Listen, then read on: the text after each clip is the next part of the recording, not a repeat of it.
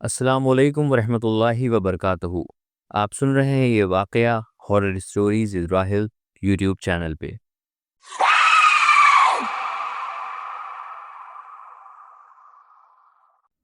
امید کرتے ہیں آپ بخیر ہوں گے اور واقعوں کا لطف لے رہے ہوں گے۔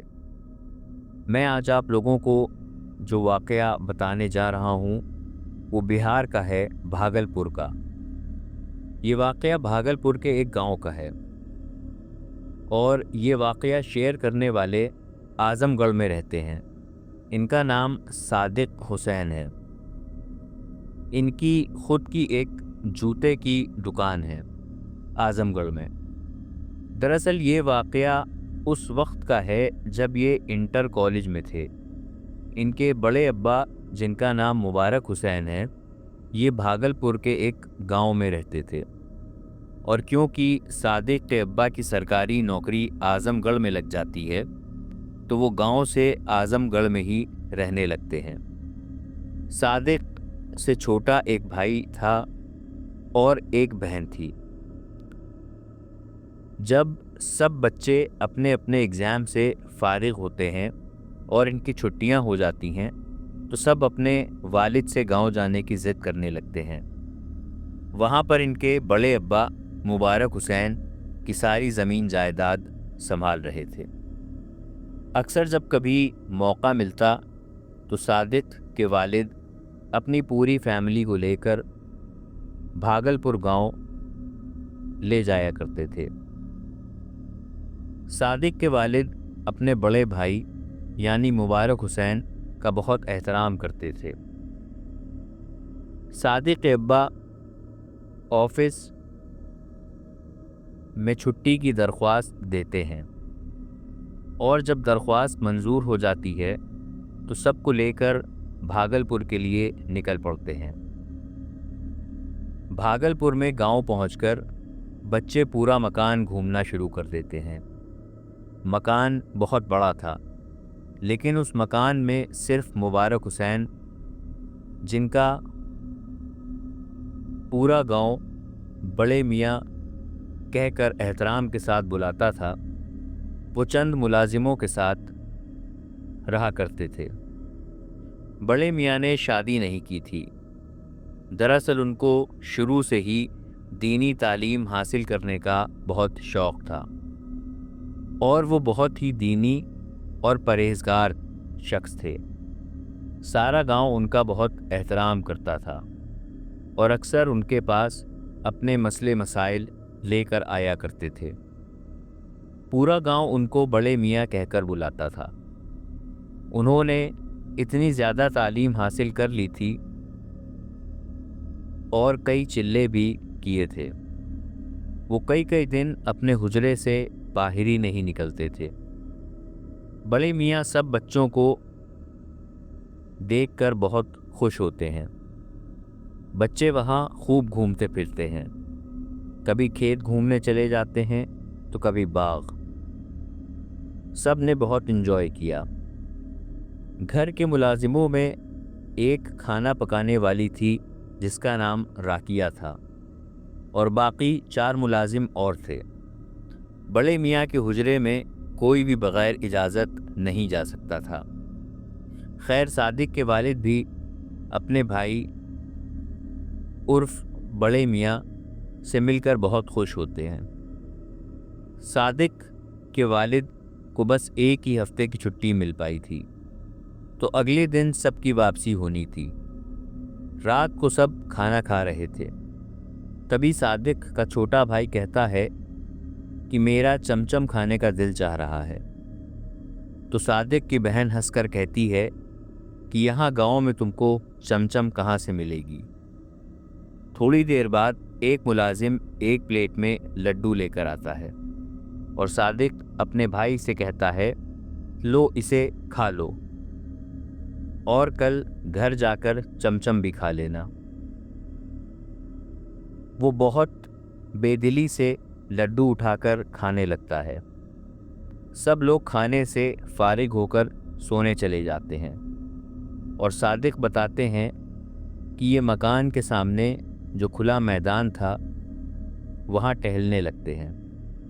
میدان کے چاروں طرف باؤنڈری بنی تھی اور میدان کے چاروں کونوں پر برگد کے بڑے بڑے پیڑ لگے ہوئے تھے جو رات کے وقت ایسے دکھ رہے تھے جیسے کہ کوئی اس میدان کی چوکیداری کر رہا ہو۔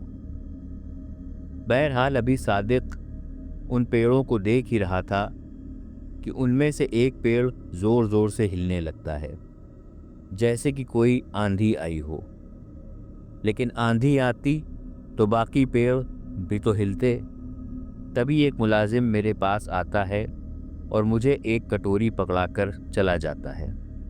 اس کٹوری میں مٹھائی تھی اور وہ بھی چمچم۔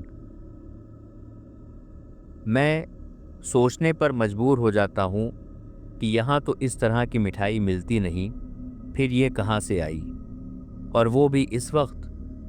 میں اسی ملازم کے پیچھے پیچھے جاتا ہوں اور اس سے پوچھتا ہوں کہ سنو، اس وقت یہ مٹھائی کہاں سے آئی ہے؟ وہ کہتا ہے کہ میں نہیں جانتا، مجھے تو بڑے میاں نے یہ مٹھائی دی تھی کہ آپ لوگوں کو دے دوں۔ میں نے سب کو مٹھائی دے دی تھی، بس آپ باقی رہ گئے تھے، تو میں نے دیکھا کہ آپ یہاں پر ہیں تو یہاں لے کر آ گیا۔ اچھا، اور کسی چیز کی ضرورت ہو تو بتا دیجئے گا۔ میں اپنے کمرے کی طرف جا رہا ہوں۔ میں نے مٹھائی کھانا شروع کی، پر ابھی بھی میرے ذہن میں بہت سے سوال چل رہے تھے کہ آخر یہ مٹھائی اس وقت اس گاؤں میں کیسے مل سکتی ہے۔ پھر میری نظر سامنے سے آتے ہوئے بڑے میاں پر پڑتی ہے۔ وہ اسی برگد کے پیڑ کے پاس سے آ رہے تھے جو زور زور سے ہل رہا تھا۔ وہ میرے پاس آتے ہیں تو میں ان سے پوچھتا ہوں کہ بڑے میاں، آپ اتنی رات کو کہاں گئے تھے؟ تو وہ فوراً ہی میری بات کو انسنا کر کے کہتے ہیں کہ تم ابھی تک سوئے نہیں؟ پڑھنے لکھنے والے بچوں کو جلدی سونا چاہیے اور جلدی اٹھنا چاہیے۔ اور وہ اپنے حجرے میں چلے جاتے ہیں۔ صادق بتاتے ہیں کہ اگلے دن سب کی واپسی تھی، لیکن میں نے رات کو ہی فیصلہ کر لیا تھا کہ میں کل گھر واپس نہیں جاؤں گا اور یہیں رہوں گا کچھ دن۔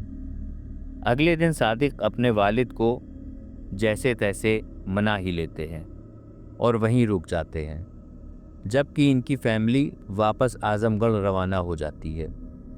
صبح سے دوپہر تلک لوگوں کا آنا جانا لگا رہتا ہے اور بڑے میاں کسی کو تعویذ بنا کر دیتے تو کسی کو دم کیا ہوا پانی تو کسی کو کوئی عمل بتاتے۔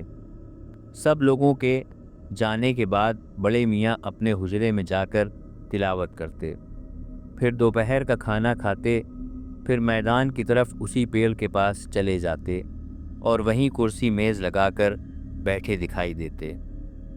ایسا لگتا تھا کہ وہ وہاں بیٹھ کر کچھ پڑھا کرتے تھے۔ ایک دن میں وہیں پیڑ کے نیچے ان کے پاس جا کر کھڑا ہو جاتا ہوں اور ان سے کہتا ہوں، بڑے میاں، مجھے بھی آپ کی طرح تعویذ لکھنا ہے۔ وہ مسکرا کر دیکھتے ہیں اور پھر کہتے ہیں کہ کیا تم 5 وقت کی تلاوت کرتے ہو؟ صادق ان کی بات سن کر خاموش ہو جاتا ہے۔ وہ بھی اپنے کام میں پھر سے مصروف ہو جاتے ہیں۔ صادق کو ان کے سوال پر بڑی شرمندگی ہوتی ہے۔ بڑے میاں بھی شاید صادق کی کیفیت سمجھ جاتے ہیں اور کہتے ہیں، اچھا ایسا کرو، تم مجھے یہ عمل لکھ کر دکھاؤ، اور مجھے کچھ بتاتے ہیں اور میں انہیں وہ لکھ کر کے دیتا ہوں۔ وہ میرے کام سے خوش ہوتے ہیں۔ رات کو جب کھانے سے فارغ ہو کر بڑے میاں اپنے حجرے میں جاتے ہیں تو میں جلدی سے ان کے پیچھے پیچھے جاتا ہوں۔ وہ اندر جاتے ہیں اور مجھ سے کہتے ہیں کہ آؤ، تم اندر آ سکتے ہو۔ صادق بہت خوش ہو جاتا ہے۔ پھر بڑے میاں کہتے ہیں کہ تم جس سوال کا جواب معلوم کرنا چاہتے ہو وہ سوال پوچھو۔ تو صادق پوچھتے ہیں کہ وہ مٹھائی۔ بڑے میاں صادق کے اتنا کہتے ہی وہ مسکراتے ہوئے پھر کہتے ہیں ہمارے گاؤں میں بھی سب کچھ مل سکتا ہے۔ تو صادق کہتے ہیں کیا واقعی؟ بڑے میاں کہتے ہیں کہ جو برگد کا درخت تم نے اس دن ہلتا ہوا دیکھا تھا، اس درخت میں نے ایک جن قید کر رکھا ہے۔ اس نے ہماری گاؤں کی ایک لڑکی کو بہت پریشان کیا تھا اور بہت سمجھانے کے بعد بھی وہ نہیں مانا، اور اس نے اس گھر کی جو ملازمہ ہے راکیہ، اس کو بھی کئی بار ڈرایا اور پریشان کیا۔ تب سے میں نے اسے اسی برگد کے پیڑ میں قید کر دیا ہے، اور میں وہاں جا کر روز اس کی حاضری لیتا ہوں۔ خیر سارے جن ایسے نہیں ہوتے، کچھ اچھے جن بھی ہوتے ہیں۔ جو مٹھائی تم نے کھائی تھی وہ انہی کی طرف سے تھی۔ بڑے میاں کی بات سن کر مجھے رات بھر نیند نہیں آتی، اور میں صبح سویرے جلدی اٹھ کر اسی برگد کے پیڑ کے پاس جاتا ہوں اور سوچتا ہوں کہ اگر میں اس پیڑ کے نیچے آگ لگا دوں تو اس جن کو اچھا سبق ملے گا، اور بڑے میاں بھی مجھ سے بہت خوش ہو جائیں گے۔ اور یہ سوچ کر میں اس پیڑ کے نیچے سوکھے پتے جمع کرتا ہوں اور آگ لگا دیتا ہوں۔ صادق جیسے ہی پیڑ کے نیچے آگ لگاتا ہے تو صادق کے ہاتھ پیروں میں اور پورے جسم میں جلن ہونا شروع ہو جاتی ہے، اور صادق زور زور سے چلانا شروع کرتا ہے۔ ان کی آواز سن کر بڑے میاں فوراً ہی وہاں آ جاتے ہیں اور کچھ پڑھنا شروع کرتے ہیں۔ پھر ایک ملازم سے پانی منگواتے ہیں اور اس پر کچھ پڑھتے ہیں، اور اس کی کچھ بوندیں پیڑ کے نیچے لگی آگ پر ڈالتے ہیں اور کچھ بوندیں صادق کے اوپر، اور تھوڑی ہی دیر میں صادق کی جلن ٹھیک ہو جاتی ہے۔ صادق ڈرتے ڈرتے بڑے میاں کے حجرے میں جاتا ہے۔ بڑے میاں کہتے ہیں کہ جب بچھو کا منتر نہ پتہ ہو تو سانپ کے بل میں ہاتھ نہیں ڈالنا چاہیے۔ اب تم گھر واپسی کی تیاری کرو اور گھر جا کر سب سے پہلے 5 وقت کی تلاوت شروع کرو۔ صادق بتاتے ہیں کہ میں تو اس جن کو سزا دینا چاہتا تھا۔ اس پر بڑے میاں کہتے ہیں کہ تمہاری اس حرکت کا تمہیں جو انجام بھگتنا پڑتا اس کا تم تصور بھی نہیں کر سکتے۔ تمہیں کیا لگتا ہے کہ تم کسی کی اولاد کو سزا دو گے تو اس کے گھر والے تمہیں چھوڑ دیں گے؟ صادق کہتے ہیں کہ بڑے میاں آپ نے بھی تو اسے سزا دی ہوئی ہے۔ اس پر بڑے میاں کہتے ہیں کہ میں نے اسے قید کیا ہے، تمہاری طرح بے وقوفانہ حرکت نہیں کی ہے۔ ایک تو تم لا علم ہو اور اس پر تم نے ایسی حرکت کی، اور پھر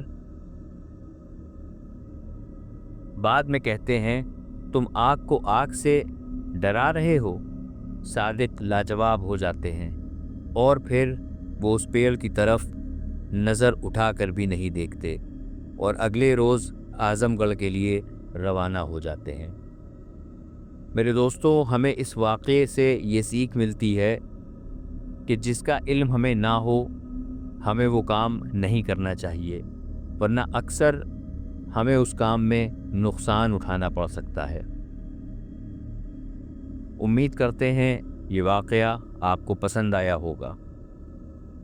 جلد ہی ملاقات ہوتی ہے ایک نئے واقعے کے ساتھ۔ ہمارے چینل کو لائک کریں، شیئر کریں، سبسکرائب کریں اور کامنٹ کریں۔ اپنا اور اپنوں کا خیال رکھیں، دعاؤں میں یاد رکھیں۔ السلام علیکم ورحمۃ اللہ وبرکاتہ۔